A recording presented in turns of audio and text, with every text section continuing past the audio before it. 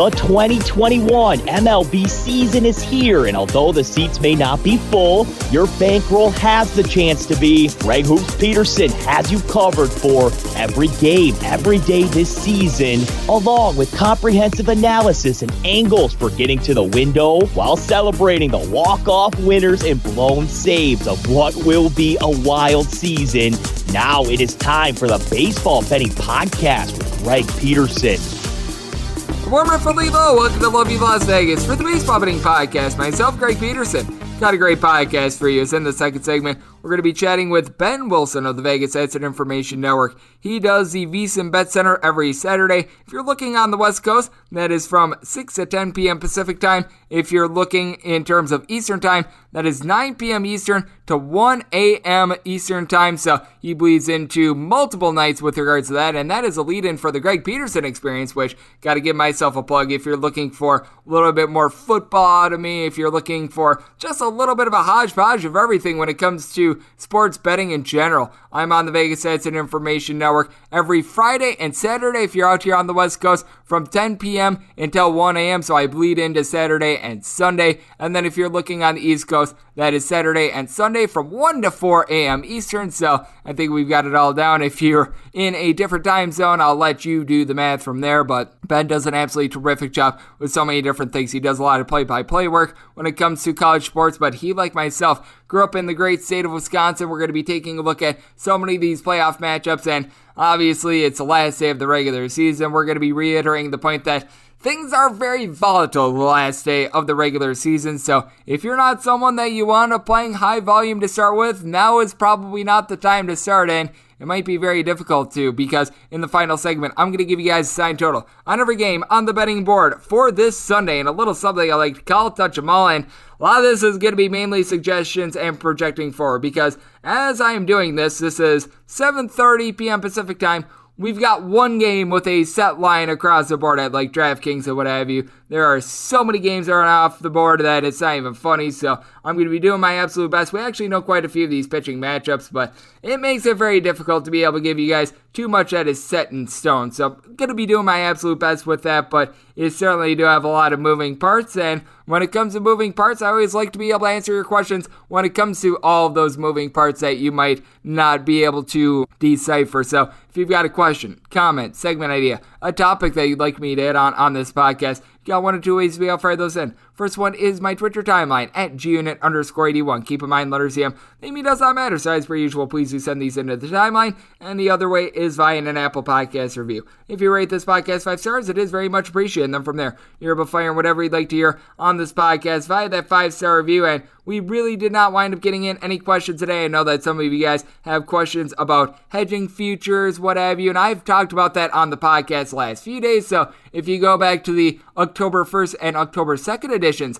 of the Baseball Betting Podcast, I've got nice detailed answers for you guys on that. So have no fear, I've got you guys covered, and I've got you guys covered on what we wound up seeing in Major League Baseball on Saturday. So let's dive into that, try to find some trends, and try to get to know these teams a little bit better. What happened yesterday? Let's go around the bases and find out. We saw quite a few high-scoring games between American League East teams as the Tampa Bay Rays wind up taking it to the New York Yankees by a count of 12-2. Jordan Montgomery had given up 2 runs or fewer in 7 out of his last 9 starts. Well, that was not the case on Saturday as he gets lit up for 7 runs in 2 2/3 innings. Lucas Luetge has to come out of the bullpen. He gives up a run in 3 innings, and then Michael King, he was not the king on this day, giving up 3 runs in a third of an inning, and Joely Rodriguez had to come in to save the day, giving up 1 run over the course of 3 innings as it was home run derby for the Tampa Bay Rays in this one. Austin Meadows, his 27th home run season. Brandon Lau, he got loud for not 1, not 2, but 3 home runs, his 37th, 38th, and 39th of the campaign, and Mike Zunino was able to get his 33rd. Shane Baz, good prospect for the Tampa Bay Rays.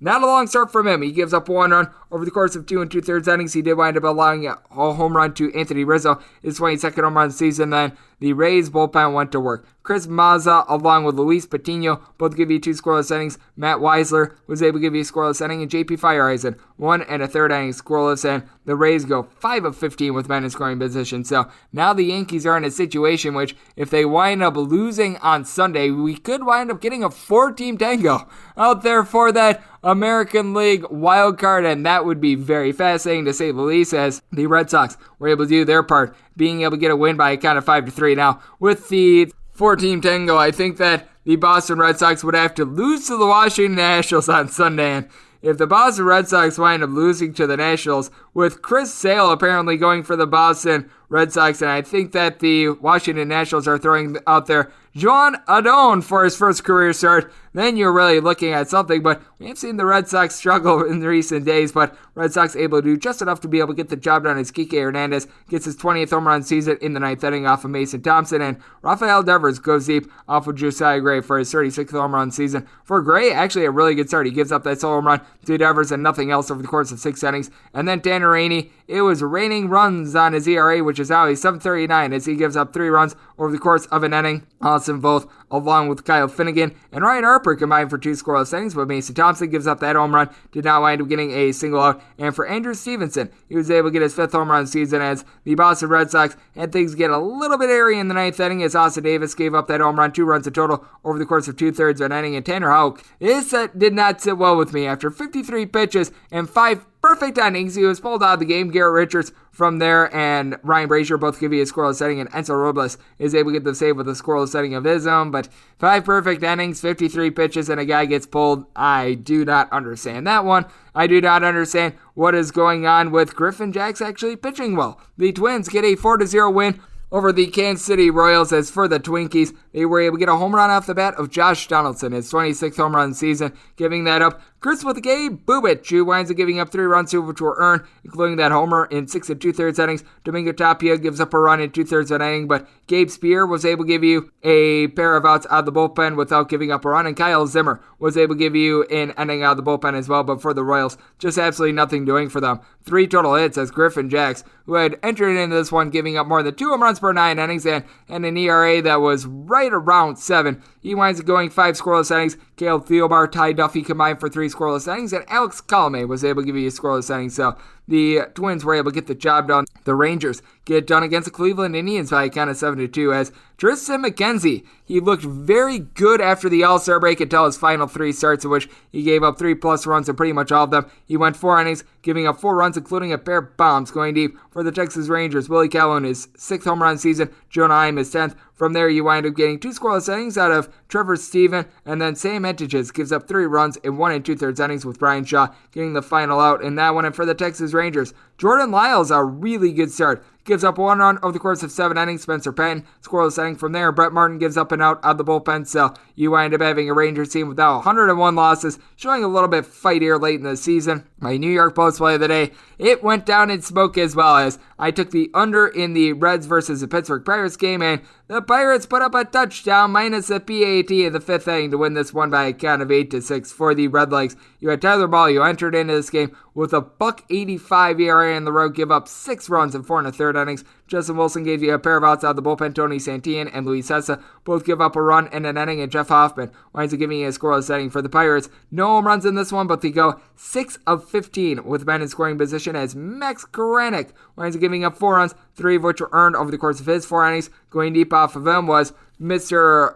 Eugenio Suarez, his 31st home run of the season. Then Nick Castellanos will go deep off of Añel De Los Santos for his 34th home run season, as De Los Santos gives up a run in his inning. Sam Howard goes 2/3 of an inning giving up a run, but then Nick Mears gives you an out of the bullpen, and then Chasen Shreve, Shelby Miller, and Chris Stratton all are able to give you scoreless innings. And for the Cincinnati Reds, this was just the 2nd time in their last 15 road games which they had scored at least 4 runs. So they certainly have been having a little bit of a rough one there. The San Francisco Giants had a little bit of a rough one against the San Diego Padres. The Padres get a 3-2 win, and apparently Jason Tingler is out of a job, but Joe Musgrove pitched well in this one, giving up 1 run over the course of 5 innings. Ross Detweiler does wind up giving up a solo home run in his inning of work going deep for the San Francisco Giants. Austin Slater, his 12th home run season, but a bullpen of the Padres, which has been just absolutely gas, wound up coming through in this one. Mark Melancon, Tim Hill, Danny Hudson, Pierce Johnson all give you a scoreless inning, and it was Mr. Fernando Tatis Jr. wound up having an RBI double that lifted the team to victory, as Kevin Gausman,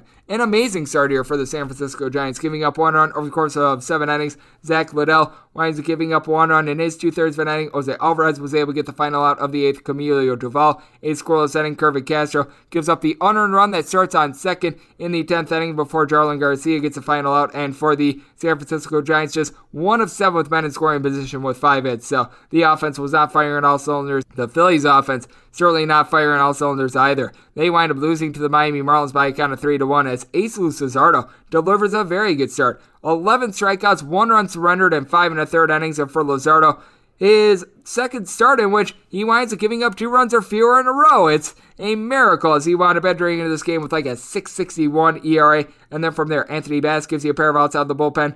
Richard Blyer, Anthony Bender, Dylan Floro all give you scoreless innings. And Jazz Chisholm was able to get his 18th home run of the season. That comes off of Hans Kraus, which that sounds like a really good sandwich, not necessarily such a great pitcher, giving up 3 runs over the course of 4 innings. From there, Christopher Sanchez, 3 scoreless innings, and you wind up getting a scoreless inning out of Kyle Dowie. So the Phillies were able to get some good pitching, but at the same time, offense just was not able to come to the forefront in this one. The offense came to the forefront for the Toronto Blue Jays, though, as they completely smashed helpless Baltimore Orioles by a count of 10-1. For the Orioles, John Means, he did not mean business in this one. 7 runs, 6 of which were given up over the course of 3 innings, including a trio of homers.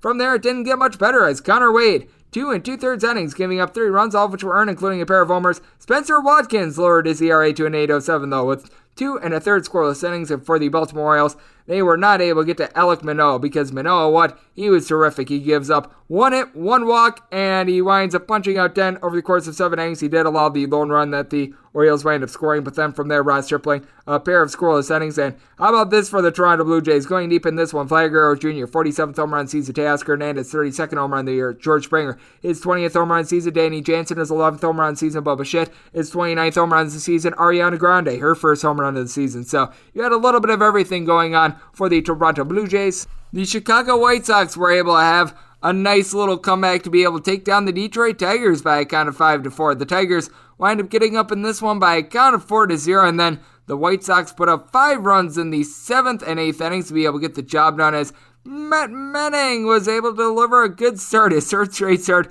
against the White Sox, 5 scoreless innings, and then Jose Urena. Urena's all over this game. He gives up 3 runs over the course of 1 2/3 innings. Alex Lang gives you an out of the bullpen, and Kyle Funkhauser did not bring the funk. He winds up giving up 2 runs in his inning, including a home run to Yohan Moncada, his 14th home run season. For Lucas Giolito, looked sharp in this one. He winds up giving up 1 run over the course of 5 innings. From there, Dallas Keuchel comes out of the bullpen, and he has just been a mess for the White Sox recently, giving up 3 runs in 2/3 of an inning. Ryan Burr was able to give you a scoreless inning. Matt Foster not out of the bullpen. Aaron Bummer and Liam Hendricks, they were able to deliver scoreless 8th and 9th innings as the Tigers wind up going 3 of 11 with men in scoring position, but no home runs as the White Sox get it done there. The Astros, they were certainly able to get it done over the Athletics by a count of 10-4. Paul Blackburn, we're not going to be seeing any more of him this year, and in future years it looks like he might be a fade. He got 6 outs. He gave up 6 runs, all of which were earned, including a trio of home runs. Going deep off of him, Yoli Gurriel, 15th home run of the season.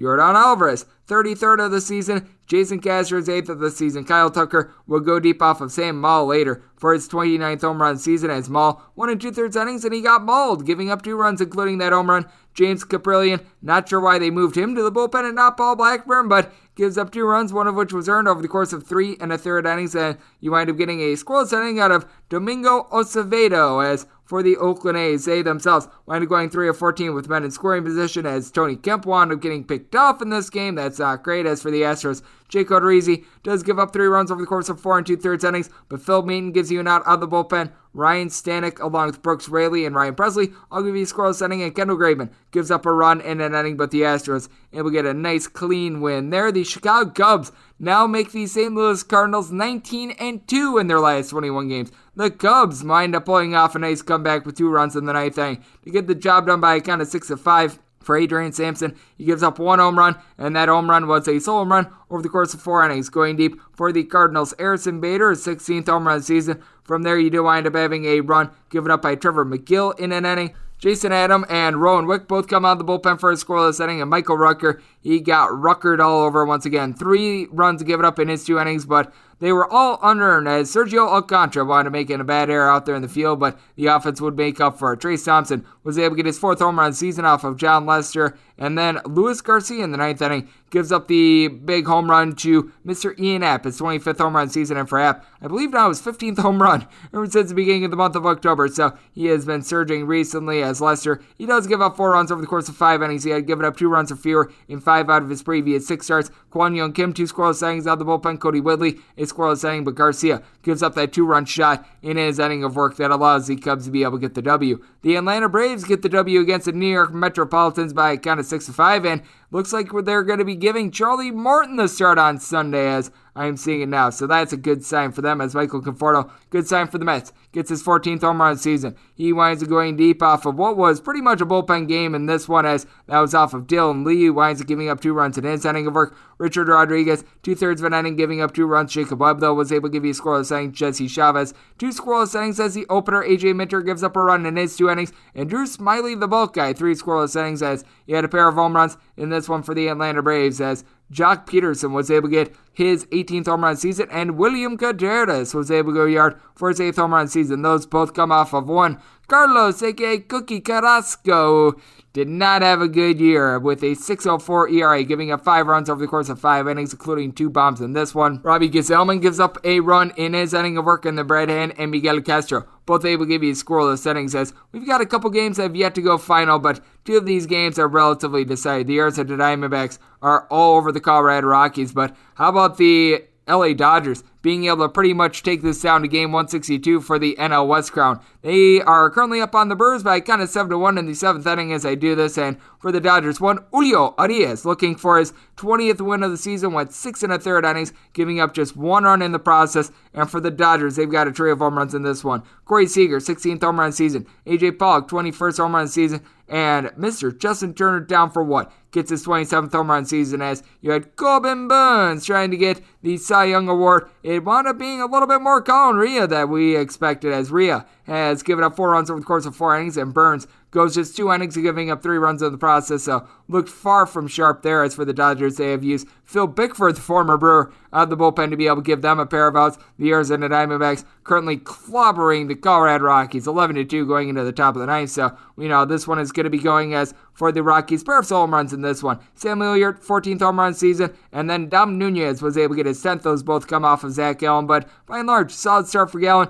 Gives up those 2 home runs over the course of his 6 innings. Caleb Smith along with Luis Fries were both able to give you a scoreless inning, and for the Diamondbacks, 7 of 17 with men in scoring position as Antonio Senzatella was not long for this game. He goes 2/3 of an inning, giving up 6 runs, all of which were earned. Yancy Almonte from there, where he's going 1 1/3 innings, giving up nothing in the process, but Ulis Chacin and Chichi Gonzalez combined for 4 innings, giving up 3 runs in the process. Junior Fernandez gives up 2 runs in his inning of work, and Robert Stevenson has actually been sought out of the bullpen for the Rockies. He winds up being able to deliver a scoreless inning for the Seattle Mariners. Currently in a fight with the LA Angels in the bottom of the 6th, they're up by a count of 3-1. I have to do this a little bit earlier because the Greg Peterson experience waits for nobody, but you did wind up having Jose Rojas get his 6th home run season for the LA Angels. That was off of Chris Flexen, and Flexen wound up going 5 1/3 innings, giving up just that solo home run. And for the Seattle Mariners, Mitch Haniger goes deep off of Jonathan Diaz as Diaz made his 2nd career start, his 39th home run of the season. As for Diaz, he winds up giving up 3 runs over the course of his 4 1/3 innings. And if you're looking at baseball overall this season, we have been noticing that we've seen a couple more unders and overs as it sits so far this MLB season. If you're looking at it, it's right around 50.6/50.7% of games that have gone under the total as it sits right now with a couple games pending. 1,155 unders to 1,030 overs. Meanwhile, favorites hitting at a rate of 59.4%, 1,412 and 967 home teams. They're 1,292 and 1110, so winning at a rate of about 53.8%. But if you look at the last 30 days, they've only been hitting right around 50.5% of the time. 205 and 200 are home teams' favorites. They've dried up a little bit, 229 and 171 over the last 30 days, hitting at about 57.3%, and unders have a very slim lead on overs over the last 30 days at 192 and 189. So 50.4% of games, according to our good friends at Covers, have went under over the last 30 days. And if you're looking just over the last 7 days, Unders have been very good. 49 unders to 36 overs. We saw quite a few overs on Saturday, but certainly the unders have been hitting recently, and favorites in this time span, 54 and 35. So winning at a little bit above a 60% clip in home teams, 52 and 37 in that time span. So that's what we're all seeing in Major League Baseball right now, and that's what we wound up seeing in Major League Baseball on Saturday. Now, let's take a look for a little bit of a postseason, I guess you could call it primer. Take a look at why today's games are going to be very hard to bet on as well with our good friend Ben Wilson of VSIN. That chat is coming up on the other side right here on the Baseball Betting Podcast with myself, Greg Peterson.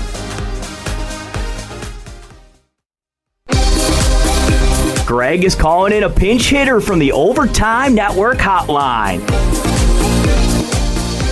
And we're back here in lovely Las Vegas for the Baseball Betting Podcast. Myself, Greg Peterson. It is great to be joined by our guest, as this man does absolutely terrific work over there at the Vegas Stats and Information Network. And if you recall the same from something other than VSiN, this man does a lot of play-by-play work when it comes to the Mountain West, just a lot of general West Coast college sports. Ben does a great job holding it down when it comes to volleyball, things like baseball. He jumps in on a lot of basketball broadcasts when that's in season as well. So this man does a little bit of everything, as we do with Ben Wilson on the podcast, and you're able to catch him on the Vegas Stats and Information Network every Saturday night, along with one of our other good buddies, Jeff Parles. And to be able to follow Ben on Twitter, you're able to follow him at Ben_Wilson_1. And Ben, great to have you aboard. Thank you. Thank you as always, Greg. As I say every time I come on the podcast, the best introduction podcast host in the business. So thank you as always. I appreciate that. Thank you. We've got to always give great guests a great introduction, and hopefully we did our best there, and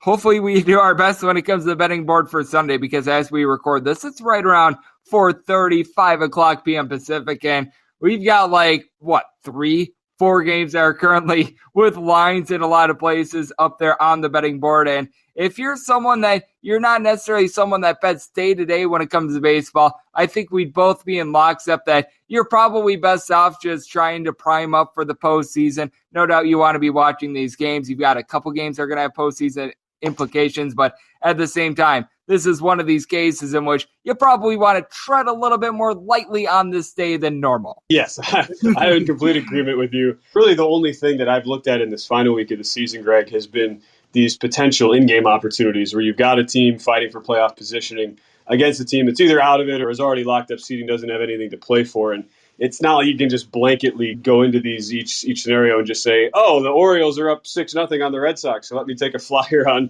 Boston 10-1. You still have to pick your spots with that, but there have been some really good opportunities. You just look to Friday night where the Brewers are up 5-0 in a game the Dodgers have to win. Again, if you're betting this stuff day to day and you kind of know which guys are the better relievers and what the managers are doing. Well, you saw Milwaukee go to Yandel Gustave out of the bullpen, and Greg, you and I both know, having watched every Brewer game this season, all 160 of them to this point, probably the worst guy they've thrown out there at any point this season. Nothing against Mr. Gustave. He's a fine person, but he's not been a good guy if you're betting on a bullpen late in games. So those are really the only spots I've been looking at, Greg, but as that is turned now into Sunday here, I think you're going to be few and far between, and you really have to be disciplined when you're looking at those spots, not just betting them blindly. Yeah, no question. I will say for Gustave, he is not the worst pitcher I've seen for the Brewers this year. Jordan Zimmerman wound up actually getting a couple innings this year, and boy, is he washed up.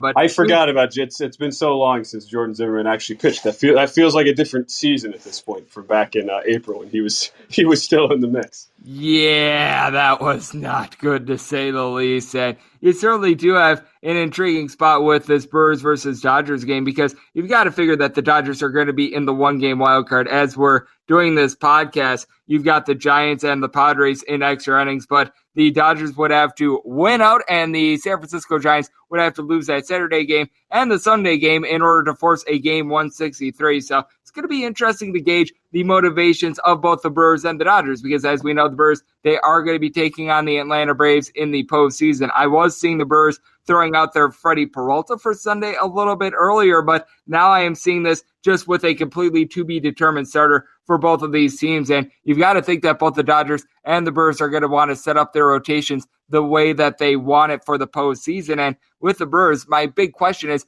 what do you do with Freddie Peralta at this point? Because he could wind up pitching on Sunday, but at the same time, if he doesn't wind up pitching on Sunday, I would almost take a look at Eric Lauer over Freddie Peralta. I think that Peralta winds up getting that start number 3 against the Atlanta Braves, but certainly we have seen Peralta not look like himself since coming off the injured list. Yeah, you're right, Greg. It's also interesting just from the rotational spot as a whole, where you have the Friday start in that NLDS series for the Brewers. But what's interesting, too, is they were somewhat of a discussion as to what to do with the spacing for both Brandon Woodruff and Corbin Burns, because both of those guys, they've wanted to keep them as sharp as possible, but both are going to end up pitching, Greg, on like 7-8 days rest. Woodruff, they elected not to give him a start in the final 2 series with having the Dodgers series as well, having that not mean anything with the Brewers already clinching. So I am really curious how that'll play out. Now, you could also make the case, too, look, on the Atlanta side, that was the one team you wondered, all right, they might go down to the final weekend not having clinched, but the fact they were able to dispatch Philadelphia, handle them with these earlier in the week, meant they're almost in a similar boat here. So while Peralta has struggled as of late, Greg, I have to imagine they're going to try to get him out there first few games. It's been a top 3 it's set up for a series just like this, and I think Craig Counsell and the Brewers really respects the lineup that Atlanta brings out there. He knows the type of power and the type of danger they have. There have been some spots this year where the Brewers have faced Atlanta. They've struggled. They've succumbed to some of those big hitting stretches by the Braves. So it honestly surprised me a little bit, even with, Greg, some of the late season struggles for Peralta, if you didn't see him out there in one of the first few. I do think the matchup does go pretty well for Milwaukee, but I think the one concern remains the same for them the whole season, which is the hitting has not been super consistent all year. We've seen stretches, including that stretch where they get swept by St. Louis at home in 4 games, where the hitting has just disappeared at times. And Atlanta's got enough arms where even though that strength of their team is on the hitting side, it's one of those things, Greg, where I'm sure the Brewers, when we get these series lines posted, they'll be a healthy favorite, and they probably should be. But it's a series where if the Brewers come out and they look lifeless at the plate in game 1, that's one where even though you'd be getting a shorter price on Atlanta, I don't think that would be a bad value play, even closer to even money, up 1-0, because we've seen usually the Brewers, it's kind of all or nothing from a hitting perspective. And no matter how good your pitching are, you still need some support with the bats. And we've seen that a few times this year. I agree with you, as we do have Ben Wilson of the Vegas Edge and Information Network joining me on the podcast. And what I think is going to be very interesting to gauge, not just on Sunday, but just these next few days in general, is the fact that if things wind up breaking as, I guess you could call it, chaotically as possible, we could wind up seeing a 4-way tango for those 2 American League wildcard spots. I think that that's going to be really fascinating, because if we wind up getting a 3-way tie for that final playoff spot, you would, I think the way that it shakes out, have, if it winds up being Blue Jays, Mariners, and Red Sox, have the Red Sox be sort of the team that doesn't have to play the first time around. It would be Blue Jays going on the road against the Seattle Mariners. Then you've got the Mariners going to the Boston Red Sox, and you've got to think that whoever would wind up drawing them, and I believe that would be the Tampa Bay Rays, they put themselves in really good footing. I know that it's been you, me, Jeff Parles, Josh Showers, all the guys over there at VSIN. We've all been very high on the Tampa Bay Rays, and the way that things are shaping out right now with all these teams having to battle for those wildcard spots, I feel like the Tampa Bay Rays are still a team that you want to be betting on when it comes to the postseason, whether that be game by game or what I've been recommending on this podcast, doing sort of the rollover mentality round by round. Right. Nothing to me, Greg, has changed about my outlook on Tampa. As far as those 4 teams we just talked about in that AL wildcard race, Boston is a team I'm going to be looking to fade. Potential matchup-wise, you get a favorable spot for them. And a lot of it is just due to the bullpen. And we've seen it started with Matt Barnes. We see him come into the All-Star game, one of the best relievers in baseball. And you figured with the start Boston had, the turnaround they had, especially from a hitting perspective with how good JD Martinez has been this year, with having in-game video back that he didn't have during the COVID season, you just kind of figured, all right, everything seems to be clicking for Boston, but we'll want to see what the longevity will look like, especially on the pitching side. And with Barnes basically being reduced to in like a 5th, 6th inning role at times, and Adam Ottavino not really capitalizing on his opportunities for closer as he's kind of been bouncing around in that late inning spot. That's a team where with how many innings, if you've watched these games, Greg, all week, and they've had to get so many innings out of the bullpen. There have been a few games where even some of these weird Orioles games where you're like, man, how are these guys even getting outs? They're so taxed. They're in such high leverage spots. I think it's going to come crashing down once you get into that wild card scenario. And I know nobody's really going to want to back Seattle if that ends up being the case. I think Toronto's going to be a very sexy play. I think the hope would be if you somehow could get like a Boston-Toronto matchup. In one of those, yeah, as you mentioned, the weird tango of all the different outcomes that you could possibly get for potentially what could be up to 2 or 3 different wild card games. That's the one I think I'd be hoping for, Toronto against Boston, especially with how much pop we've seen out of the Toronto bats, not only all season, but especially in the final couple weeks as they made this big surge toward the playoff picture. So that's a team I'm going to be looking, Greg, if we're talking just single game matchups before we get into these DS playoff series. That's a team I think that will be a good go against bet in both pregame, and I think that also applies, Greg, to the in-game markets as well. Yep, I think that it's going to be really intriguing to see what we get in the American League the next few days. But I will be saying this, if we do wind up continuing to get these Mariners plus prices, I'm going to be taking a look at that. Obviously, we didn't wind up getting them in this Angels series, but the Seattle Mariners have provided actually a ton of value because I think that we were both in lockstep that we didn't think the Seattle Mariners would be quite competing the way that they are for the postseason in general, but just on a day in and day out basis, the way that they were completely disrespected by bookmakers, I felt like was a little bit too much of an extreme because, like I said, I thought that the Seattle Mariners, they wouldn't necessarily be a team that would be competing for the postseason. I thought that they would go to right around 500, but when you're getting big plus prices when they're facing off against teams like the Blue Jays, teams like the Red Sox, list goes on and on, especially when those games are at home, that just has provided a lot of good value for bettors, much like with the San Francisco Giants. The books were so slow to adjust, and I don't think that they fully adjusted to them either because what we thought were preseason expectations are still probably ringing a little bit too true when it comes to prices even as late as early October. Yeah, and think too, Greg, about how people, I think the narrative around the Giants coming into the playoffs when we start to see the prices come out on them, even though they'll have, assuming they hold on to the division lead and secure that, get to avoid the wild card spot, get the DS series at home. Whoever they face, you would expect them to be an underdog if they face the Dodgers, even with the home field advantage. But even if it's the Cardinals they face, I still think the Cardinals, based on the hot streak they've been on recently, and still, I think based on that undervaluing of the Giants, I get the sense that a lot of people, just from a public perspective, are going to say, all right, this has been a great story for the Giants. Sure, we were wrong. They were great. They're going to win 107, 108 games.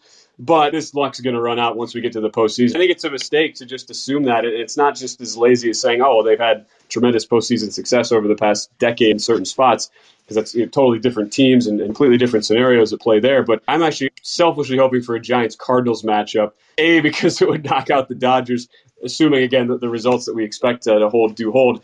And B, I do think actually San Francisco matches up pretty well against St. Louis. And you could see, it wouldn't surprise me, Greg, if you saw the Giants only a slight favorite in that series, even though I think they're pretty clearly the better team. I think the juicing the orange on St. Louis is going to run out here. It's just been such an unreal stretch. The only thing really comparable you can bring to it is the Rockies 2007 run that carried them all the way through their crazy end-of-season streak, all the way to the World Series, where they eventually get swept by Boston. I just don't see that same thing happening for St. Louis. It feels like they've been pitching over their weight for the better half of the last couple months, even though Adam Wainwright's been incredible. And that's the one series I'd be looking at. The Mariners, Greg, at a certain point as a handicapper, you got to admit, all right, I was wrong on a team, and I think everybody is saying that with Seattle. So I think you're right. They're going to continue to have value just simply because as bettors, we're stubborn. We're stubborn people. That's just the nature of betting, especially a sport like baseball. Yeah, with the Seattle Mariners, a negative 49 run differential, 89 and 71 for the season. To put this into perspective, the Miami Marlins, they have a negative 81 run differential, so a differential of about 32 between the two of them. 95 losses for the Miami Marlins, so that is just absolutely stark. And we've got an Oakland A's team that is at plus 63 with their run differential, 3 games back of the Seattle Mariners. So it has been wild to see, as we do have Ben Wilson joining me on the podcast. And Ben, something that I think is at this point a foregone conclusion is the fact that you're going to have the St. Louis Cardinals and the Dodgers in that one-game wild card. We just wound up talking about the American League side of things. And when it comes to that one-game wild card, it's going to be Adam Wainwright. You've got to figure if it's the Dodgers, it's going to be Max Scherzer. And I take a look at a spot like that, and if I'm getting plus 175 on the St. Louis Cardinals, I very well think that we are going to. I think that in a one-game scenario, I'd be backing the St. Louis Cardinals. I do agree with you. If they wind up playing against the Giants, I'd be taking the Giants in the series and looking to bet them. But at the same time, if you wind up getting that one-game wild card, you've got a guy in Adam Wainwright who's 40 years old. You know that he would love nothing more than to ruin the season of the Dodgers. I think that there might be some value on them in that game. I agree with you, and I think some people might look at his last start of the regular season against Milwaukee, where he did get touched up a little bit, and think, all right, well, maybe he's not totally sharp where you'd want him to be coming into a game like this, but maybe not a more underrated pitcher as far as postseason experience and the mettle you have to have in games like these. They have such different flows once you get into these playoff atmospheres. And I also think for a one-game playoff at Chavez Ravine, not much of a home field advantage, I don't think, for the Dodgers. That's likely going to be whenever it's set up. You have the NL one day, the AL the other day, and those standalone windows. It'll be an early, late afternoon start in LA, so it's going to be, as we've seen in playoff games before out there, the late arriving crowd.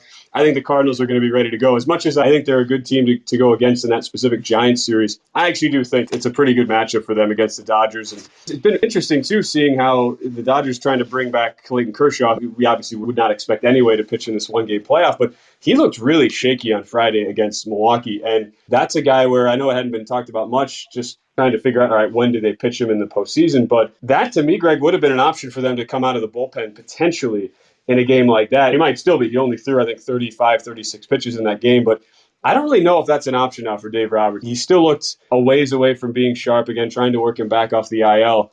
And that's like a little wrinkle I think the Dodgers would have had in their back pockets to spring at the Cardinals. We've seen them do that before with Kershaw in the postseason. I don't think they can really rely on that now. I do think if Cardinals get a lead in this game, even though their bullpen has been susceptible at times this season, I really would like them in that spot. You're right. I think you're going to get a nice juicy plus price on them as well. And that is something that I certainly am going to be taking a look at myself. And I know that, Ben, you're going to be doing a great job taking a look at the MLB postseason. I know that every Saturday night over there on the Vegas Stats and Information Network, you and Jeff Parles are doing a great job. As that is 6 to 10 p.m. Pacific time. If you're looking Eastern time, that is 9 p.m. and bleeds into Sunday, 1 a.m. So you pretty much do 2 days over there. I know that you're doing a great job with that. I know that you're doing a lot of play-by-play work. List goes on and on. So, Ben, let the good people at home know they're able to follow you on social media and just everything you've got going on in general.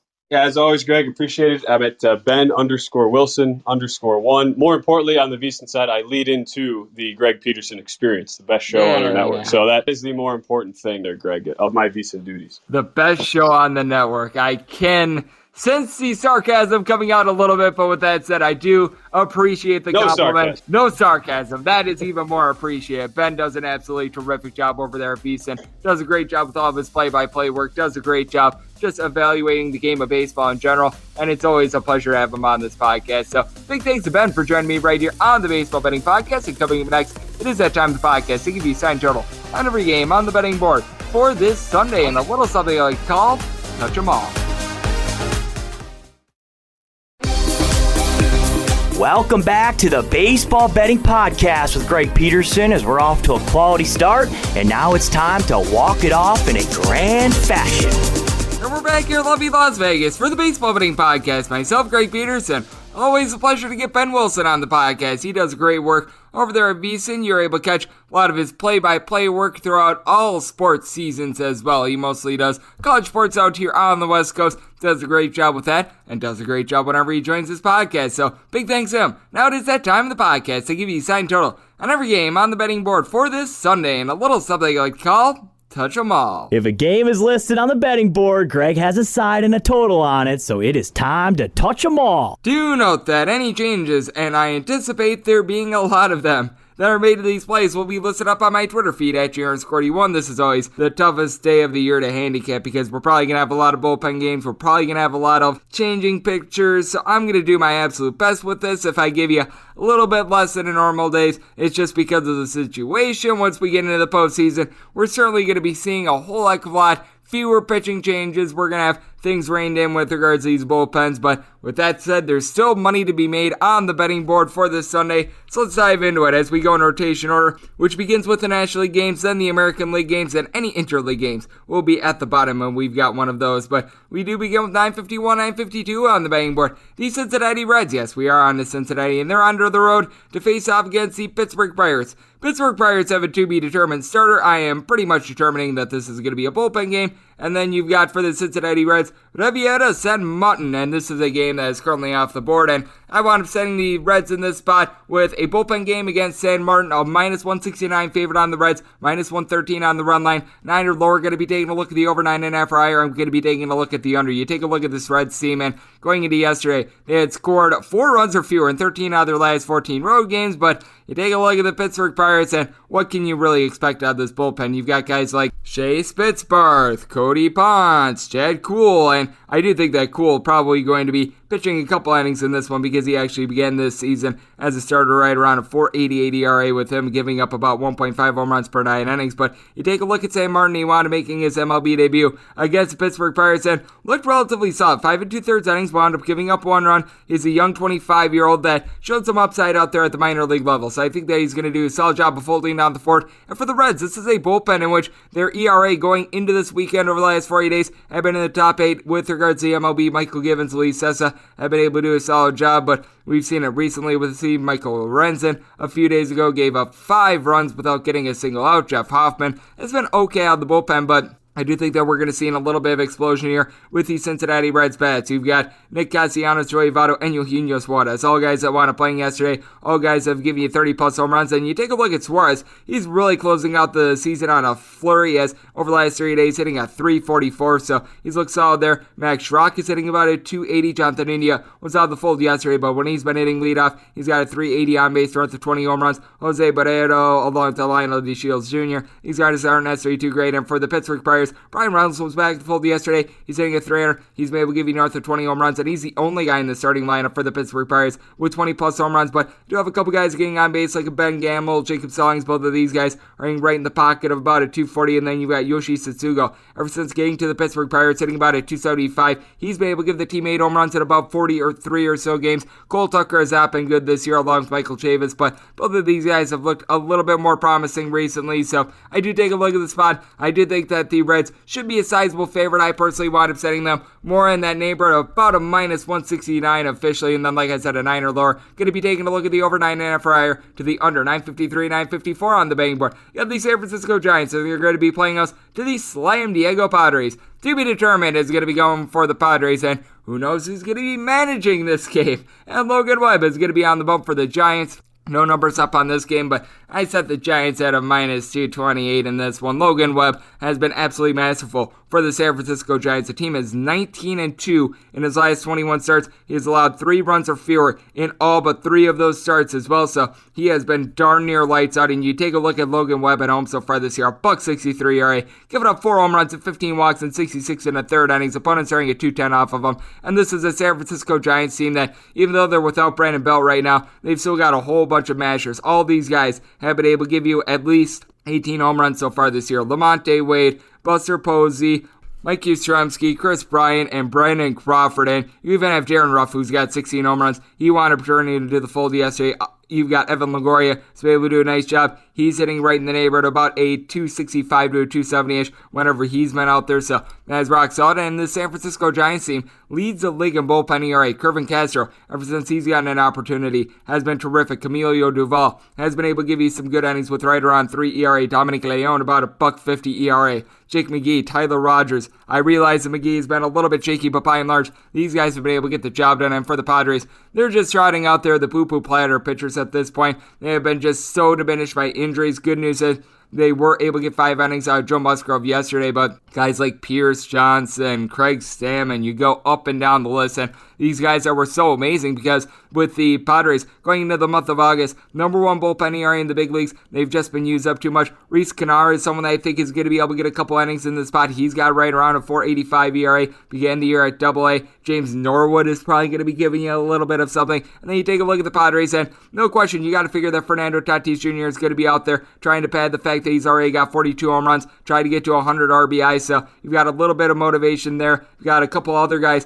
that are out there that they're going to be giving it their all. No question. Manny Machado is sitting at 280. He's going to try to get to 30 home runs, but then you've got guys like Drickson Profar, Trent Grisham. These guys have an on-base percentage that is right around about a 330, but the batting averages are sub 245 as well. So I do take a look at the spot. I do think that the San Francisco Giants should be a sizable favorite. I think that the Padres are going to be caught up in the web of Logan, and the Padres, well, they're pitching just has not been great. And also keep in mind, ever since the beginning of the month of August, the Padres scoring the fewest runs per game, right around 4.1 of any team in the National League. So set this all at an 8.7 and 8.5 or lower. I'm going to be taking a look at the over 9 or higher to the under. And set the Giants at minus 228 on the money line, minus 133 on the run line. 955, 956 on the betting board. The Philadelphia Phillies set their road face-off against the Miami Marlins. Another game without lines, but Pablo Lopez is going to be going for the Marlins. I was seeing before Zach Wheeler going for the Philadelphia Phillies. Right now, the betting board has to be determined. I was seeing Wheeler a little bit earlier, so I'm going to be setting the line accordingly. With the Phillies a little bit north of a minus 160 favorite, I settled in at minus 163. Right around even money-ish on the run line, and this would be a spot in which a 7 or lower, I'd be taking a look at the over, a 7.5 or higher, I'd be taking a look at the under. Now, you take a look at our good friend, Mr. Pablo Lopez, and when he's at full force, this is a guy that you actually do want to bet on, but at the same time, this is a guy in Pablo Lopez that you just take a look at it, and we haven't seen much of him. And for Zach Wheeler on the other end, he wound up having a little bit of a rough month of August, but here in September, he wound up looking very good, so he comes in very good form, and I do think that there might be a little bit of something to pitch for Zach Wheeler with the strikeouts crown perhaps being up for grabs. He's got 247 for the year. I think he should have it, but that is something that you want to be taking a look at. With Wheeler, 3.35 ERA on the road, giving up just 4 home runs in 88 and 2/3 innings, and you do have a Miami ballpark that is the most pitcher-friendly out there in baseball. Meanwhile, for Lopez, I did mention it, this will be his first start since July 11th, so it has been quite a while for him, and he was rolling this season. I mean,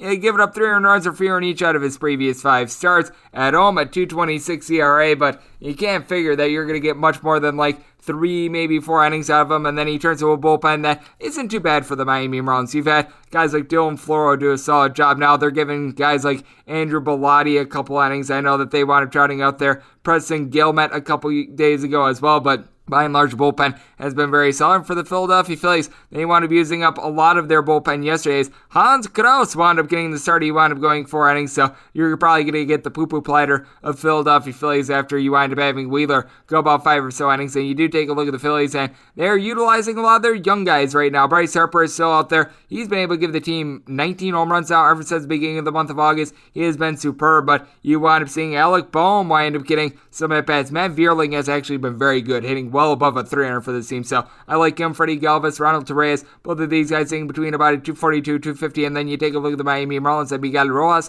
is hitting at 265. Brian De La Cruz, since coming off the injured list, has been really rough. He was hitting about a 330 prior to going on the injured list, but with Jesus Aguilar on the fold, you've got Jazz Chisholm and Jesus Sanchez as the only 2 guys that currently have a double-digit amount of homers in this lineup, and Sanchez has been missing the last few days, so you're going to have a lot of guys hitting at 225 or lower, like a Lewin Diaz, Eddie Alvarez, Austin Jackson, list goes on and on, so that is not necessarily what you want, and you just take a look at the spot, and I do think that if you wind up getting Zach Wheeler, going to be a dominant performance from him. If you wind up getting pretty much a bullpen game of the Philadelphia Phillies, I'd probably be setting this closer to a pick'em, if not the Miami Marlins, a very slight favorite. I think that whether or not Zach Wheeler goes is going to be absolutely massive. Like I said, with Wheeler, a 7 or lower, I'm going to be taking a look at the over 7.5 or higher to the under. If it winds up being a Phillies bullpen game, I probably bump that up a full run. 957, 958 on the betting board. The Colorado Rockies hit the road face-off against the Arizona Diamondbacks.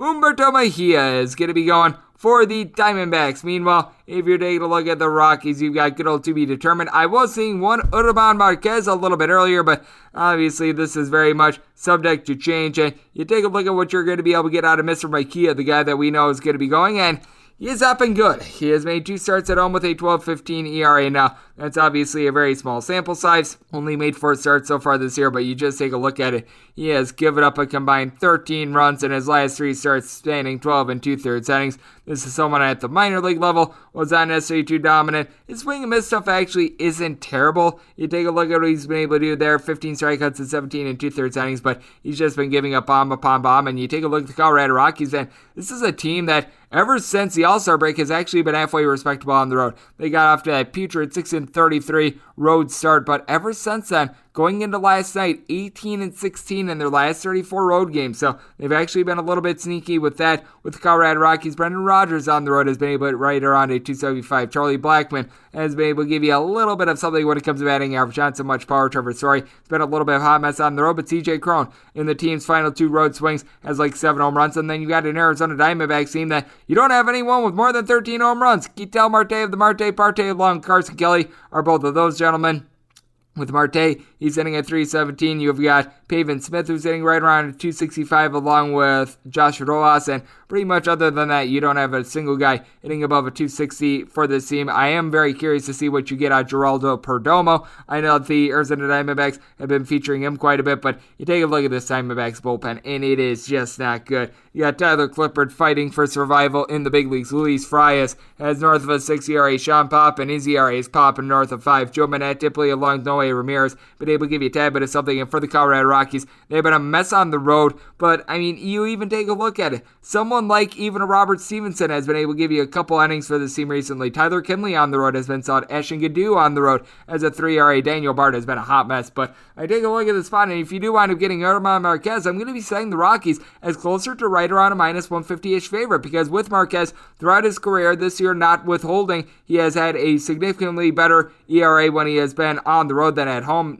right around a full point better. Now at home, you take a look at him this year, 367 ERA compared to a 538 on the road, but still, he has been relatively dominant in everything that we've seen out of him recently. You take a look at German Marquez, and he's done a better job of being able to keep down the deep ball this year rather than in past years. He's given up approximately 1.05 home runs per 9 innings, so that has been pretty rock solid. 3.2 walks per 9 innings, nothing great, nothing terrible. We have seen a little bit of regression out of him recently, as he has given up 3+ runs in each out of his last 3 starts, but you do take a look at it, and one of those starts was against the LA Dodgers, and a lot of those games were actually at home, so I do think that you're going to be able to have German Marquez give a good start if he winds up going in this one. This is a total in which, if it's Marquez versus Mejia, in that for Laura, going to be taking a look at the over 9 or higher to the under, and like I said, with Marquez setting the Rockies more on about a minus 150 favorite. 959, 960 on the betting board. I was seeing the Dodgers versus Brewers game with Walker Buehler versus Freddie Peralta earlier, but in this Brewers versus Dodgers matchup, we've right now got 2 DBDs. If it is in fact Buehler versus Freddie Peralta, I will be setting the Dodgers as a minus 177 favorite. I'd be looking at more around a plus 115 to a plus 120 on the laying run and a half on the run line, and it would be a spot in which is 7 or lower. I'd be taking a look at the over 7.5 or higher to the under. Keep in mind with the Milwaukee Brewers, they are dealing with some ailments in their bullpen. We talked about this with Matt Pauly on the podcast yesterday, but Jay Cousins currently on the injured list. You're going to be without Devin Williams. And for Freddie Peralta, I have not been impressed by him since coming out the injured list. 3+ runs given up in 4 out of his last 5 starts. Prior to that, he had given up 2 runs or fewer in 14 out of his last 16 starts. So we certainly have seen Peralta be a little bit more of a fade. It does look like Walker Buehler is locked in for the LA Dodgers now. Now the question is whether we get Peralta or not for the Brewers. So either way, the Dodgers are going to be a very sizable favorite here, but you do take a look at Buehler. He has been getting touched up a little bit more recently. He has given up at least 3 runs in now 3 out of his last 5 starts, and he is a man that he's went at least 6 innings in 29 out of his 32 starts, and he's backed up by the number 2 bullpen up there in the big leagues as well. I feel like a lot of these guys, like it, Justin Brule, Phil Bickford, Alex Vesia, they've all been going under the radar for the Dodgers now. They did wind up using Bersuto Gratterall for quite a bit of something on Friday, so whether or not he's going to be available, TBD, and he's got right around a 4.6 ERA over the last 3 days, but Joe Kelly has really been able to find it for the team. Kenley Jansen has actually looked very good recently as well, and then you take a look at the Milwaukee Brewers, and it's a bunch of which they are dealing with a couple of ailments. When it comes to the lineup, you've got Willie Adames, who's been playing through injury. I know that Eduardo Escobar has been dealing with some ailments, but these 2 guys have been able to give you 24+ home runs. You've got Luis Urias, who was out of the fold yesterday, but they did wind up getting back Rowdy Tellez, and ever since Tellez has come over to the Milwaukee Brewers, he has been able to do a very good job. He has been hitting right in the neighborhood about a 270. He wound up having 7 home runs in his first 54 games with the team. He's done a good job of being able to get some extra base hits, so he's done a good job of being able to move the line. Christian Yelich, as we know, he's had a little bit of a rough year, and you've got to figure that the Dodgers are going to be going all out with the San Francisco Giants taking a loss yesterday, and you've got Mookie Betts, Trey Turner down for what, Justin Turner down for what, Max Muncy, AJ Pollock, Will Smith, Chris Chris Taylor, all with at least 20 home runs for this team. I believe that pretty much all these guys, aside from Muncy, are hitting at least a 260 as well. The only guy in their starting lineup, aside from pitcher Julio Arias, who is hitting below a 247 in the lineup yesterday, that'd be Cody Bellinger. So, I mean, you've got a lot of firepower there. If it does wind up being Peralta against Buehler, this is a spot in which I'm making the Dodgers right around minus 177 on the money line. Like I said, a 7 or lower to the over, 7.5 or higher to the under. And if it winds up being something else for the Brewers, Dodgers likely go north of $2. 961, 962 on the betting board. The Chicago Cubs hit the road face-off against the St. Louis Cardinals. Our first game with actual numbers on the betting board, as Alec Mills is going to be going for the Cubs and Jake Woodford is going to be going for the Cardinals. You're finding the Cardinals anywhere between a minus 173 and a minus 180 favorite. Meanwhile, your plus price when it comes to the Cubs is anywhere between plus 155 and plus 161, with 9 being your total. The under is anywhere between minus 110 and minus 125. The over is anywhere between plus 105 and minus 110. And this is a spot in which I'm going to be taking a look at the St. Louis Cardinals. They wound up going into yesterday's matchup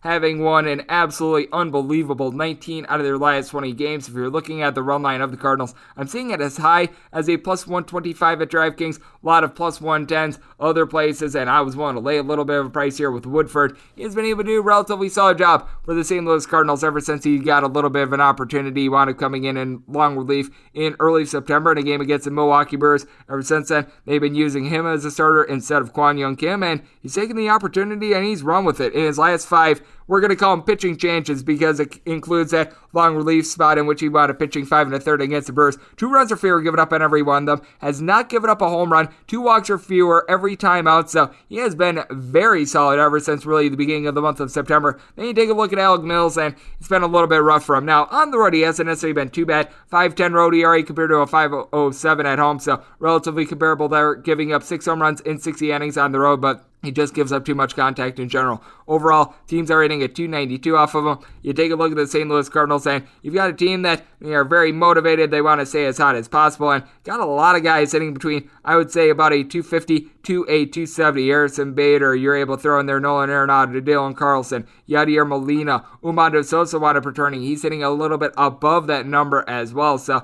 list goes on and on. You're able to throw in there Tommy Edman as well. And then you've got Tyler O'Neill and Paul Goldschmidt, a pair of guys with north of 30 home runs. And for Paul Goldschmidt, I legitimately think that this guy deserves a little bit of hype for MVP. You take a look at what he's done ever since the beginning of the month of July. His on-base percentage has been right around like a 420. It's absolutely ridiculous to watch in this time span as well. In the months of August and September, he has been able to belt out 17 home runs. He's a big reason why the Cardinals are where they are right now, and the Cardinals have figured it out with their bullpen as well. I mentioned Kwon Young Kim. He's been a good super reliever for this team. TJ McFarland has been able to give you some good innings. Alex Reyes, ever since he got pulled from the closer spot, he has been very good. Over the last 30 days, he's got an ERA that's right around a 4.73. That's significantly better than it was with his 7.84 in the month of August. So he's been able to rein it in a little bit more with that regard. You've even got Luis Garcia that's been sought in for the Cubs. It's the bullpen that you want no part of. Michael Rucker has just been getting ruckered up the last few days as he's got right around a 7.5 ERA. You've got Cody Oyer, who's been falling back to earth. Scotty Frost is actually giving you a little bit of something, but I want no part of that Cubs bullpen in this spot. So this is a situation which I'm going to be taking a look at the Cardinals on the run line. I wound up setting this all at an 8.8 personally, so I'm going to be going under on the 9, and I'm going to be taking the run line of the Cardinals. 963, 964 on the betting board. The New York Metropolitans hit the road face-off against the Atlanta Braves, as the Braves have yet to decide who's going to be starting for them, and Noah Thor Syndergaard is going to be going for the New York Mets. I really can't give you too much right now because we just have no earthly idea what the Atlanta Braves are going to be doing. They wound up going with a bullpen game yesterday with Jesse Chavez starting in. It went very well for them actually, but you take a look at the Atlanta Braves and they could literally go in any direction. I know that they are benching a few guys for these final few days of the regular season. I know that Jorge Soler's gotten a couple days off with Jock Peterson filling in for him, and Peterson wound up getting his 18th home run of the season yesterday. Orlando Arcia has been playing a little bit. Freddie Freeman has still been out there recently. He's hitting about a 300, but Austin Riley, I know they've given him a couple days off as well. So you've got a little bit of a mismatch of Atlanta Braves players, but even guys like Ehir Adrianza and Eddie Rosario have been starting, and they've been doing a solid job hitting between a 250 to 260. And the Mets have trotted out there most of their normal guys. Javi Baez wound up being out of the fold yesterday, but you do have Pete Alonso. He's got 37 home runs. He's been hitting about a 260 for this team. Brandon Nimmo's back. He's hitting right in the neighborhood about a 300. Jonathan VR, Jeff McNeil, pair of guys hitting about a 250. Luis Guillorme has been able to get some at-bats, and he's been okay. And Francisco Lindor, over the last 30 days, has been starting to live up to that contract. He had that 3-home run game a few weeks ago against the New York Yankees. All in all, in the last 30 days, hitting about a 270 with 9 home runs. So give him a little bit of credit for picking it up. And this is a Mets bullpen that you are able to rely upon a little bit. And you got to figure that Noah Syndergaard is only going to be going about 2-3 innings. He was used as an opener du jour his first time out since 2019. He wound up coming in for a whopping 1 inning against the Miami Marlins. I think that they're going to let him go a little bit longer in this one, but I think that you're probably looking at like 3 innings out of him, and then you turn it over to a bullpen of guys like Miguel Castro. Robbie Gesellman is now on the roster, so you got to figure that he's going to be a little bit of an innings eater. Guys like Trevor May, even someone like an Aaron Loop, these guys have been relatively solid out of the bullpen. I'm thinking that I'm probably going to be setting a total in which an 8.5 or lower, I'm going to be taking a look at the over 9 or higher to the under, and probably the Braves as a favorite in some form or capacity, but we just need to know a little bit more about the Atlanta Braves before I can give you much on this. 965, 966 on the betting board. The Cleveland Indians are going to be hitting the road face-off against the Texas Rangers. Dane Gitter-Dunning is going to be trying to get her done for the Texas Rangers. Meanwhile, for the Indians, it is going to be Aaron Savali taking the bump, and with Savali taking the bump, I'm going to be making the Indians quite a bit of a favorite here. I wound up setting them as a minus 136 personally. I take a look at this spot, and Dane Dunning has actually been significantly better at home versus on the road, and we currently have no numbers as Savali wound up getting announced as a starter literally when I came on this podcast, but you do take a look at Dunning. At home, he's been rock solid. 267 home ERA, 5-2 record in Arlington, giving up 4 home runs in 64 innings. He's been terrible on the road. 9 home runs given up in 50 2/3 innings on the road. Opponents starting at 299 off of him away from Arlington, 250 at home. 0-7 record with a 6.39 ERA away from Texas. Now, I will say for the Texas Rangers, you do have a bullpen that has been improving a little bit. Jarrell Cotton seems to be regressing in his last few appearances, but Drew Anderson has been able to give you some nice length. Joe Barlow has a sub-2 ERA. Brett Martin has been able to come through for you as well. So you've had a little bit of something going on there, but the Cleveland Indians, they also have some good bullpen pieces. Emmanuel Clase, a sub-2 ERA. Blake Parker, a sub-3 ERA. Brian Shaw, Trevor Steven, they've been a little bit up and down, but they've been able to give you some good innings, along with Anthony Goetz, who's got a sub-2 ERA ever since he wound up getting the call. And for the Cleveland Indians, you do have a pair of mashers in Jose Ramirez along with Franmil Reyes, who have been able to give you 30-plus home runs. Both of these guys were in the fold yesterday. Both of these guys throw in there. Harold Ramirez, Miles Straw, all in between about a 255 to 275 now. You've got some slugs in the lineup. Yu Chang, Bobby Bradley, Andres Jimenez, these guys are in between about a 215 to a 230. And then you take a look at Roberto Perez, even someone like Austin Edges hitting below the Mendoza line for 200. That's a little bit tough, but the Texas Rangers have scored the fewest runs per game by far of any team in the big leagues ever since the All-Star break. You have had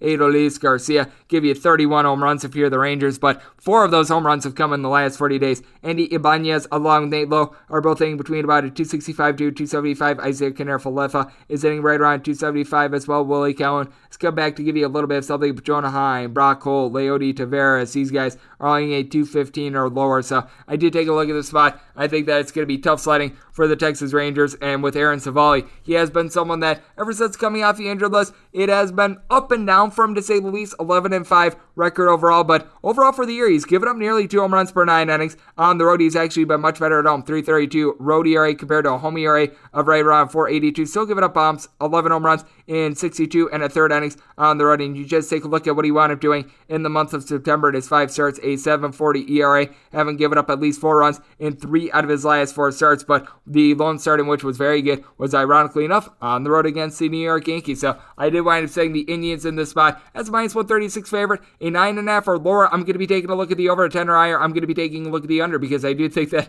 both of these teams are going to be able to bust out with bats in this spot, and I do think that you're going to see Savali probably have a little bit of a shorter outing, and I think that the Rangers are going to do some experimenting here, as Dunning has not been used for more than, I would say, about 3 innings the last few starts. 967, 968 on the betting board. The Tampa Bay Rays have thrown face off against the New York Yankees. Jamison Dion is going to be going for the Yankees, and Michael Wacha, as we do our dying Pac-Man voice, Waka, waka, waka, waka, waka, ch-ch, going to be going for the Rays. We have no numbers up on this game, but fortunately we at the very least know who the pitching matchup is going to be, and with Dion, I've got to be making them a little bit of a favorite in this spot.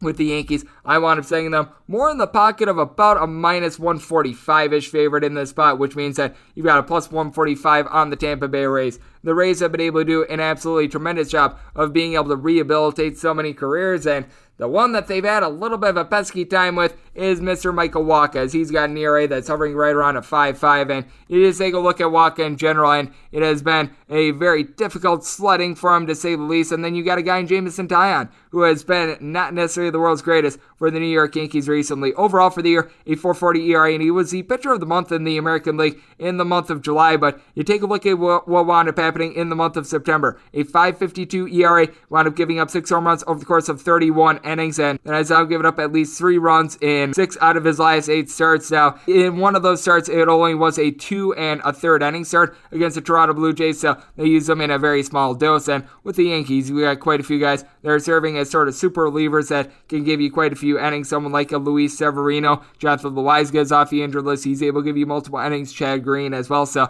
that's going to help out along with Domingo Germán. So you've got a little bit of something there, and this is a game in which the Yankees really do need, because if they wind up losing this one, they do fall into that trap of perhaps having to play a game 163, being that wild card tango, if you will. But you do have a tree of guys with the Yankees that have been able to supply at least 35 home runs for you. Joey Gallo, Giancarlo Stanton, along with Aaron Judge and Giancarlo Stanton. Over the last 40 games for this team, it's getting like a home run every 2 games. It has been absolutely amazing to see. You've got DJ LeMahieu, Gio Urshela, Tyler Wade, along with Gleyber Torres, only between about a 259 to 269 as well. Anthony Rizzo, since coming over with the team, is hitting right around a 250 ever since his first few games. Hasn't been hitting a bunch of bombs, but at the same time has been very good for the New York Yankees. Then you take a look at the Tampa Bay Rays, and this is a bunch of which they do have a trio of mashers with at least 30 home runs themselves. And Brandon Lau, Mike Zunino, throw in there Nelson Cruz as well. And then Austin Meadows, 106 RBI, 27 home runs. He's got right around a 315 on base with Brandon Lau. He's now hitting about a 250, and Lau has been very loud here over the last 30 days.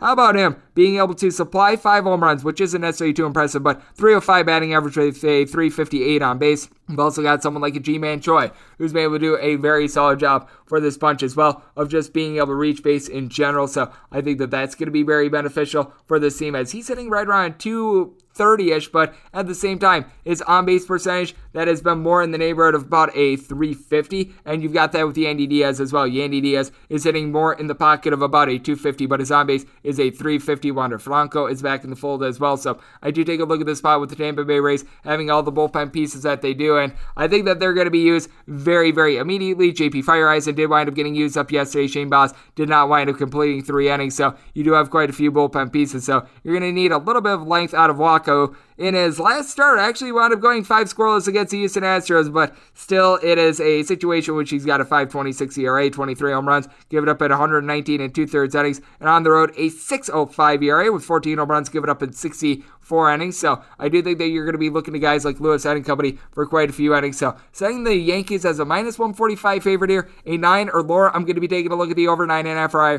Going to be taking a look at the under, with the Rays being the top scoring offense in all of baseball as of right now. 969, 970 on the betting board. The Baltimore Orioles hit the road face off against the Toronto Blue Jays. Hyun-Jin Ryu is going to be going for the Jays, and Bruce Zimmerman is going to be on the bump for the Orioles.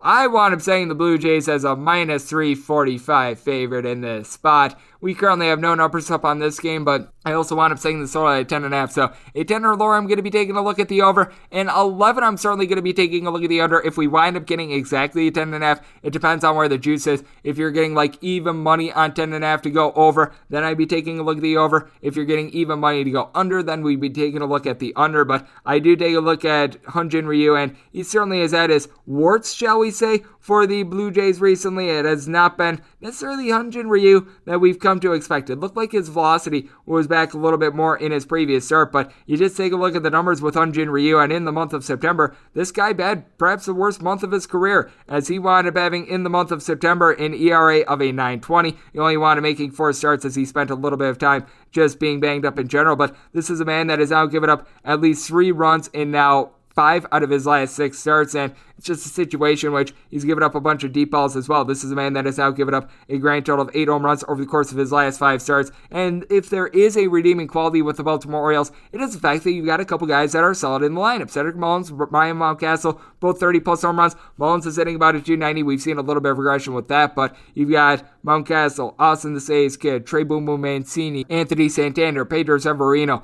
all guys hitting about a 242 to, I would say, about a 256, with Hayes and Mancini. Both of these guys have north of 20 home runs as well. Then you do have the slugs in this lineup: Domingo Leyba, Pat Faleka, Austin Wins, Ryan McKenna, Nick Cufo, DJ Turn It Up Stewart, all hitting about a 215 or lower. And then you do have a Toronto Blue Jays team that they're just ripping the cover off the ball. George Springer the last few days has looked like the George Springer of old. You've got Vlad Guerrero Jr. and Marcus Semien. Both of these guys have provided 43-plus home runs, with Guerrero trying to track down Salvador Perez for that home run title. He's got 47 of them. Bo Bichette along with Teoscar Hernandez. Both of these guys hitting between a 294 and a 300, with both of these guys 29-plus home runs. So got a lot of firepower there. And this is a Blue Jays team in which they got 7 strong innings out of Alek Manoah, which means that Adam Simber is going to be rested in the bullpen. Jordan Romano is going to be able to give you a little bit of something as well. So I do think that this is a must-win for a Blue Jays team, that they've got everything that you want in a must-win game. So I'm probably going to be taking a look at the Blue Jays on the run line. I'd be willing to lay about a minus 180 in that regard. And like I said, 10.5 is where I'm setting this total. So anything below 10.5 is certainly going to be taken on the over. If you wind up getting up to 11 or higher, I'm going to be taking a look at the under, but I would be very surprised if we wind up getting that. 971, 972 on the betting board. The LA Angels hit the road face-off against the Seattle Mariners. Tyler Anderson is going to be going for the M's. Meanwhile, you've got Reed Detmers, who's going to be on the bump for the Angels. Currently, we've got no numbers up on this game, but I wound up setting the Mariners as a minus 207 favorite. I want to make this total 9, so sort of like the situation we had with that Blue Jays versus Orioles game, in which if it winds up being 9 exactly, it depends on which way the juice winds up shaking. An 8.5 or lower, certainly going to be taking a look at the over. A 9.5 or higher, certainly going to be taking a look at the under. And you take a look at Anderson, and he's been using a lot of 4 to 5 inning doses recently here with the Mariners. He's been pitching a little bit on short rest. He's a little bit more rested in this start, but he has went fewer than 5 innings and now 4 out of his last 5 starts, and he's given up approximately 1 run in 3 out of his last 4. So he hasn't necessarily been too ineffective, and what has been really good about Mr. Anderson is the fact that he's done a good job of being able to keep the walks down. You take a look at him ever since he wound up getting to Seattle, and his walks per 9 rate is hovering right around about a 1.7-ish. You take a look at him overall between his time with Pittsburgh and Seattle, a 3.11 home ERA compared to a road ERA that is north of 5 now. He has given up 13 bombs in 72 and a third innings in his time with Pittsburgh and Seattle at home, but they're also going up against a team, the Mariners are, in the Angels that trot out there Mr. 7-11 with his ERA, Reed Detmers. And when your ERA is 7-11, you're always open to giving up runs. This is a man that on the road so far this year has an 8.31 ERA. Detmers wound up spending some time on the injured list, so this is going to be his first start since late August as well. You take a look at Detmers in his career 4 starts. He's given up 3+ runs in 3 of them. He's given up at least 1 home run in every one of his starts. He's given up at least 2 walks in every one of his starts, and he's backed up by a bullpen that, other than Rossi Iglesias, which you need to get him a lead to be able to get him the ball, has been really bad. Jimmy Ergoat has not been terrific. James White has an ERA that is a 6.75. Andrew Wantz, he's got a north of 5 ERA. Sam Selman, his ERA is right around 6. And then you take a look at the Angels. They are scoring the second fewest runs per game of any team in the American League since the All-Star break. Shohei Ohtani, he's got 45 home runs, but I believe that he's got something like 4 of them over the last 40 days. That has been tough. Jared Walsh has 5 home runs ever since the All-Star break. Now, you take a look at Ohtani, Brandon Marsh, Phil Gosselin, and David Fletcher. All these guys are in between about a 255 to a 265, but Fletcher, ever since, I would say, the beginning of the month of August, he's hitting a sub-230. Max Sassy has seen regression with his batting average at right around 245. Jack Mayfield, Jose Rojas, Luis Renifo, all these guys are in below a 220. And then you do take a look at the Seattle Mariners, and you've got a lot of slugs when it comes to batting average there, but Luis Torrens, over the last 30 days, is hitting above a 300. He's got 15 home runs and 337 at-bats. He has been solid. Mitch Haniger, Kyle Seager, a combined 73 home runs going into yesterday. Haniger is hitting about a 250. J.P. Crawford a 275 and 2. Ty France a 290. You do take a look at Seager, though. You're able to throw in there Jake Bowers, Jared Kelenic, Ore Mamaloes, Tom Murphy, Shed Long, Dylan Moore, list goes on and on of guys that are hitting a 215 or lower for this bunch, but certainly you've been able to have a Seattle Mariners bullpen come through in spades for you all season long. Drew's second writer has right around a 2-ish ERA.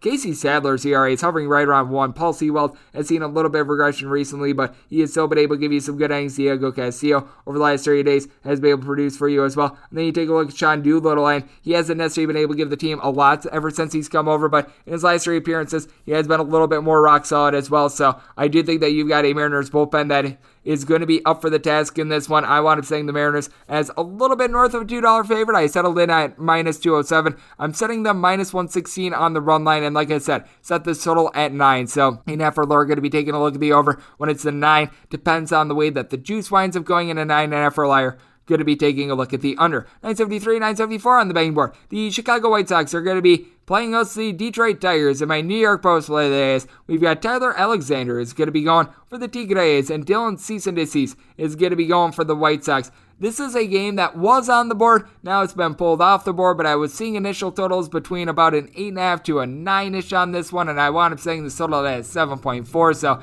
I settled in on the under. I wouldn't be surprised if we wind up seeing this relisted perhaps at an 8, and I would still like it under as well. I want to make it the total, like I said, at 7.4, and want to make it the White Sox a minus 166 favorite. You take a look at Dylan Cease, and he was hit by a comebacker in his last start, but he is someone that has been very good at home. He's got some of the more demonstrative home and road splits that you're going to see among any starting pitcher. And you take a look at the other side for Mr. Alexander, and he has been able to do a relatively rock-solid job here for the Detroit Tigers, a Tigers team that has a top 10 bullpen ERA ever since the All-Star break, backing him up. With Alexander, he's got an ERA of a 3.74 on the road compared to a 4.20 at home, so that's been solid. Now, he has given up 10 home runs in 55 and a third innings away from home, but this is actually a White Sox team that they don't necessarily thrive on the home run ball. They just do a good job of being able to give you contact in general. Alexander at a 2.81 ERA. When you take a look at the month of September with 2 home runs given up in 25 and 2/3 innings, so he's been rock solid with that regard. If you look at just raw pitching appearances, he has given up 3 runs or fewer in each out of his last 8. And then you've got a guy in Dylan Cease, so I mentioned the home and road splits. He has been having a 3.22 home ERA compared to a 4.69 road ERA, giving up 3 runs or fewer in all but one of his home starts so far this year. Now, he has given up the deep ball, 12 home runs at 81 innings at home so far this year, but a 2.03 ERA is 12.2 strikeouts per 9 innings. That leads all qualifying American League pitchers as well. And then you take a look at the White Sox, and this is a bunch that I would not be surprised if they wind up benching a few of their big guns, as you wind up seeing in the lineup yesterday. Tim Anderson, Luis Robert, a pair of guys hitting above a 300 for Robert, more like a 340. Yasmani Grandal, ever since coming off the injured list, has been hitting well above a 300 with a home run every about 8 to 8.5 or so at bats. You've got quite a few guys in this fold that are hitting, I would say, about a 250 to a 265 for this team. So you got Gavin Sheets, Yoel Moncada. You're able to throw in there Lori Garcia, Jose Abreu. All these guys doing a solid job there. And for Mr. Abreu, this is someone that I do expect to be playing because he's got 117 RBI. He's second in the league. You've got to feel like he wants to try to get a few more for that RBI title. And then you've got the Detroit Tigers, who you've just seen a little bit of a drop-off when it comes to home run power in general. Jonathan Scope, I believe, has 5 home runs ever since the All-Star break. Robbie Grossman, Eric Haas, they've seen big-time regression as well. Both of these guys hitting between about a 230 to a 240. I will say for Grossman, he and Jameer Candelaria have right around 355 on base, and Akil Baddoo has been very solid. He's hitting about a 260. Isaac Paredes only hitting about a 220, but more like a 320 when it comes to on base. But with that Tigers bullpen, you are dealing with a couple of guys that are going to be out of the fold in this one. Jose Cicero, Gregory Soto, currently on the injured list, but you've been able to get some very good performances recently. Drew Hutchinson, a sub-2 ERA. Alex Lang over the last 3 days, he's got right around a 2-ish ERA. Jason Foley, Michael Fulmer, sub-3.5 ERAs, and the White Sox bullpen has looked very good recently as well. You've got Aaron Bummer along with Ryan Burrow have been able to rein it in the last 3 days. Now, Garrett Crochet has been a little bit shaky since the beginning of the summertime, but Greg Kimbrell along with Liam Hendricks have been just absolutely rock solid as well. So I take a look at this spot. New York Post play of the day is going to be the under. The only way I could take it over is if I get a 7 or lower, so I wound up having a big giant difference there. And like I said, with the White Sox, setting them as more around a minus 166 favorite. 975, 976 on the betting board. You got the Minnesota Twins hitting the road face-off against the Kansas City Royals. Jackson Kowar is going to be going for the Royals, and undecided is going to be on the bump for the Twins. And even though the Twins are right now completely undecided, I'm probably going to be setting them as a favorite, unless if we wind up getting just something really, really bad, like they were trotting out their Andrew Albers to begin the year. That's something that I would not be able to get behind, but pretty much any competent starter, I'll probably be taking a look at the Minnesota Twins in this spot, because you take a look at Kohar, and he's been given a couple starts since coming up from the minor league level. 8 total appearances, 7 starts. He is 0-5 with an 11.28 ERA. I mean, you just take a look at it. He's given up 5+ runs in each out of his last 4 appearances. 3 of those appearances have been 4 1/3 innings or shorter. He's just given up the deep ball like crazy, giving up 5 home runs in that time span. And this is a man that, when he's pitching Kansas City, I recognize it's a small sample size, he's got a 9 ERA and a 13.86 on the road. I mean, opponents are overall hitting a 3.42 off of him. His walks per 9 rate is north of 6. There's just nothing to like here. Meanwhile, you take a look at the Minnesota Twins, and while you've got quite a few guys that they don't have a great batting average, to say the least, you do have Byron Buxton, who over the last 15 days since coming off the injured list, it has been a little bit missed with him, but over the last 15 days, he is back to the Byron Buxton of old. He's hitting like a 400 in this time span. He looks absolutely amazing. You got Mitch Garver back. He's hitting about a 255 for the year. He's had a little bit of pop. Josh Donaldson, Miguel Sano, along with Ore Polanco, all at least 24 home runs for this team. Donaldson at 350 on base. Miguel Sano, over the last, I would say, 2 months or so, he's got right around a 325 on base. Now, you take a look at alongside Andrelton Simmons, Jake Cave, Brent Rooker, you're able to throw in there Ben Roadfit, even Max Kepler. These guys are hitting at 225 or lower, but Luis Ariz is hitting at 290 for this team as well. Then you take a look at the Kansas City Royals, and their main thing is Salvador Perez. He probably wants one more home run to be able to give himself that home run title. Right now, leads the league with 48 and 121 RBI. He has been impressive. He, Andrew Benintendi, Whit Merrifield, along with Ansel Roberto, all guys hitting between about a 268 to a 280. Nicky Lopez is hitting a 300 as well, but you've got a trio of guys in Cam Gallagher, Michael A. Taylor, Adalberto Mondesi, lying between about a 235 to a 245 as well, so a little bit of an intriguing spot in. Both of these bullpens down the stretch have been solid. The Royals have had a top 10 bullpen ERA ever since the All-Star break, with Josh Stamout having a sub-2 ERA over the last 30 days. Jake Brent, Scott Barlow, both of these guys have been very rock solid. Joel Payampas has been able to give you something. And for the Minnesota Twins, Ralph Garza Jr. got roughed up a little bit earlier in the series, but he's been able to do some nice things for you. Wamanaya has an ERA that is in the realm of about a 2.5-ish, so he has been able to be a solid player for the team. And even Caleb Thielbar recently, I've been very surprised, because I thought that he was a little bit of a cast-off personally. He's got a 0.84 ERA over the last 30 days, so I do take a look at this spot. I'll probably be making it to where a 9 or lower will be a take on the over 9.5 or higher to the under. It really does depend on that Twins pitcher, though, because you've got a guy in Cowher that I think is going to get absolutely destroyed, but I think that the bullpen will be able to stabilize from there. And I've got to think that I'm going to be saying the Twins as a favorite. It just depends on how big of a favorite based on the Twins starter. 977, 978 on the betting board. We've got the Houston Astros, and they are going to be playing against the Oakland Athletics. Cole Irvin is going to be going for the A's, and Jose Urquidy is going to be on the bump for the Astros. We've got a known pitching matchup, but no numbers currently up on this game, so Booker Greg Peterson sets this as an 8 or lower being and take on the over 8.5 or higher to the under, and I made the Astros minus 173 on the money line, plus 107 if you're looking to lay a run and a half with them. For Jose Urquidy, he's got an absolutely tremendous strikeout to walk rate at home. For his career, it's hovering right around like 8 to 9. He has been absolutely amazing when it comes to that, and you've got a guy in Cole Irvin that he has just been getting absolutely tattooed recently. You take a look at Mr. Irvin, and this is a man that has given up at least 3 runs, and now, I'm not even kidding here, 9 out of his last 10 starts. So it has not been going well for him, to say the least, and he was doing a relatively okay job prior to that, but in the month of September, a 6.94 ERA. He has given up a combined 10 home runs over his last 10 starts, so things are really starting to regress there. And he's backed up by an Oakland A's bullpen that over the last 45 days, it ranks in the bottom 6 of the big leagues with regards to ERA, as you've seen Sergio Romo really just throw it into the tanker recently. You've not been able to get anything whatsoever out of someone like a James Caprillion ever since he got taken out of the starting fold. Jake Diekman has had his rough goes of it recently. Deolis Carrera has actually been one of the better relievers for the team, but even he over the last 3 days, a 7.20 ERA, so you've had a lot of ups and downs there. And then you take a look at the Houston Astros, and Kendall Graveman has been absolutely spectacular for the team. You've been able to get good innings out of Ryan Presley. Brooks Raley is someone that you don't want any part in, and you might wind up seeing him for an inning, but Blake Taylor, Ryan Stanek, these guys have been relatively solid. And then with the Astros, I would not be surprised if you wind up seeing a couple of studs wind up getting a day off or something like that, but you saw Jose Altuve, Yordan Alvarez, Kyle Tucker,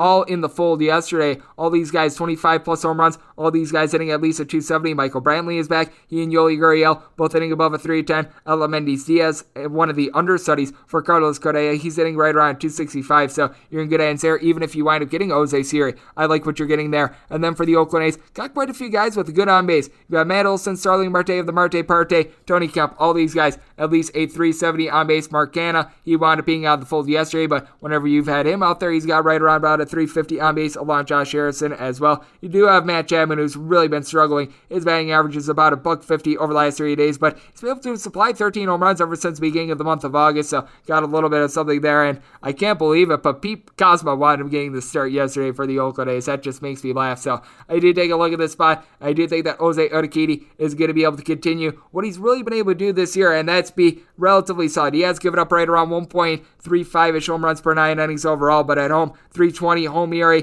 giving up 7 home runs in 45 innings, but opponents are at 202 off of him, and he's given up 1.2 walks per 9 innings, so setting the Astros as right around about a minus 173 favorite, and like I said, 8 or lower, we're going to be taking a look at the over 8.5 higher to the under, and we wrap things up with 979, 980 on the betting board. You've got the Boston Red Sox on the road facing off against the Washington Nationals. There is a possibility in which Chris Sale winds up getting scratched from this, but as of right now, we are proceeding as if Chris Sale is going to be starter for the Boston Red Sox, and I think that you're going to get the doo-doo platter of Washington Nationals pitchers in this one, and if you wind up getting the doo-doo platter, I'm going to be saying the Red Sox right around a minus 260 favorite, and this is a spot in which a 9.5 or lower, I'm going to be taking a look at the over a 10 or higher to the under. You take a look at the Washington Nationals, and things are not going well for them. I think that Sean Nolan might wind up getting a couple innings. I do recognize that he was used up on Friday, but they've been using him in a lot of 2-3 inning doses, and he's actually been relatively solid with about a 4.4 ERA. Patrick Murphy, he's someone that you don't want any part of north of a 5 ERA. Ryan Harper has just been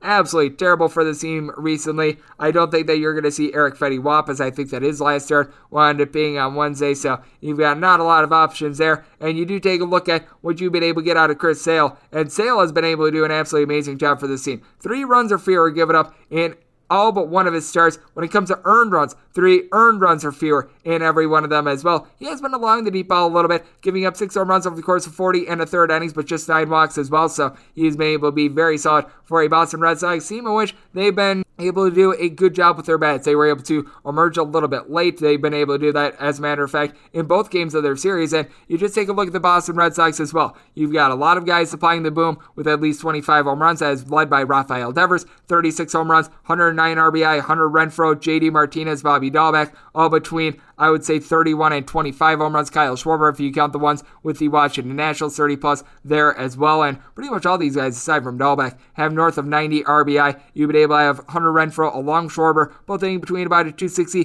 to a 270. You've got Xander Bogaerts hitting just below 300. He's got 23 home runs. Kike Hernandez has been able to find it with 20 bombs so far this year. Good utility man that has a 340 on base. And then with the Washington Nationals, Juan Soto is still out there fighting hard for this team. He's got 467 on base. He and Josh Bell both have 27 to 29 home runs apiece. You've got Alcides Escobar has been able to do a solid job for this team, hitting at 285. Lane Thomas, since coming over from the St. Louis Cardinals, he's hitting in that pocket as well. And Keibert Ruiz, one of the big pieces from that Max Scherzer deal, he's hitting about a 275. So I do think that the Nationals are going to be able to scratch across a couple runs in the spot, but I think that Chris Sale is just going to have the Washington Nationals completely outgunned when it comes to pitching, and this is a spot in which, with the Boston Red Sox, I'd be willing to lay up to about a minus 165-ish when it comes to the run line. I personally set this at a minus 167, and like I said, 9.5 or lower, I'm going to be taking a look at the over 10 or higher to the under, and that will wrap things up for the Baseball Betting Podcast on this Sunday. Apologies I'm not able to give you more set numbers, just one of these situations in which it is what it is for the final day of the regular season. The postseason will be a little bit different, and if you do like what you're hearing from this fine podcast, Baseball Betting Podcast with Greg Peterson, coming at you guys every single day, and you're able to subscribe wherever you get your podcast. Apple Podcasts, Google Play, Spotify, Stitcher, and TuneIn. If you've got a question, comment, segment idea, what have you for this podcast,